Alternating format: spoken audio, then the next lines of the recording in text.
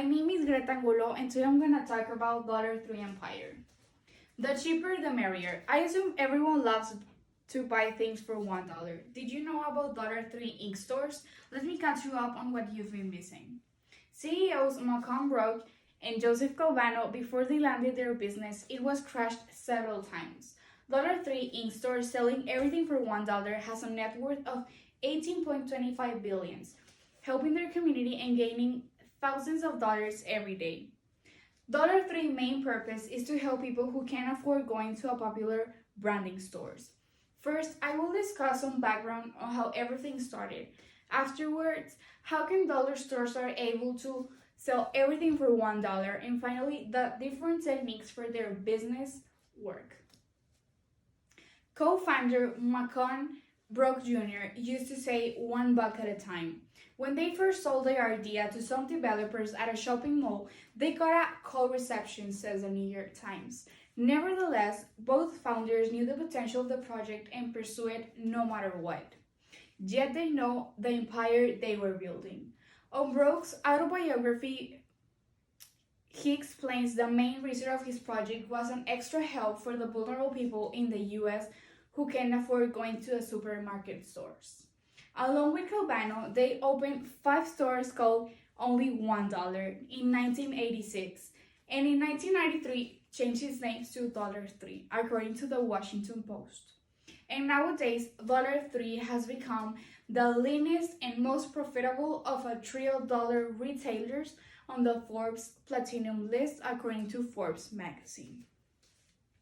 I have always wondered how come they can sell everything for $1 and have thousands of stores.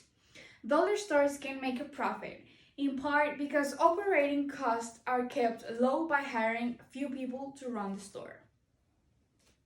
The Reader's Digest reported that this type of business generally open branches in economically disadvantaged communities that lack a more complete grocery store such as Walmart or Costco. In other words, they do not have a great competition, and therefore the groceries they sell are represented almost 78% of Dollar General's total in sales in 2018. Also, dollar stores provide smaller supplies of products that appear to be cheaper but actually more expensive. For example, a roll of aluminum foil at a dollar store is only $1, while at Walmart is $4.06. However, the dollar store foil is only 50 feet long, while Walmart's is 75 feet, which means that at the later store you would get more product for every dollar spent. That is, in the dollar store they sell you less and more expensive. Here are some of the techniques briefly explained on how their business works so well. Dollar stores have a few different techniques for making their business model work. First, plenty of the stuff they sell is actually more expensive than the same product at a normal grocery store, as previously mentioned. Look at their prices on instant ramen, soda, and pasta. Second, many times they get products in special sizes that a normal store wouldn't, like slightly smaller tubes of toothpaste or selling soda in 4 packs rather than in 6.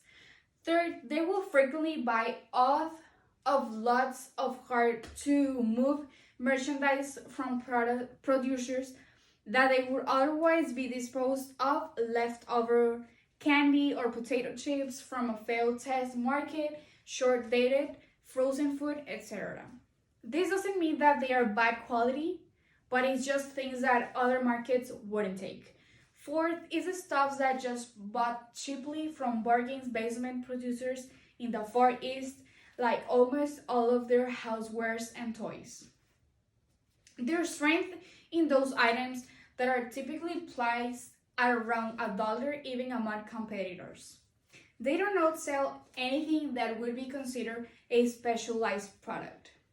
Whole aisles of candy, for instance, deliver margins. There are whole aisles of inexpensive glassware. $3 at a time, it was hit where entrepreneurs started a project where people saw nothing but a failure. Thanks to the perseverance of the founders, it was very successful and led them to be among the top millionaires in the US according to the Washington Post.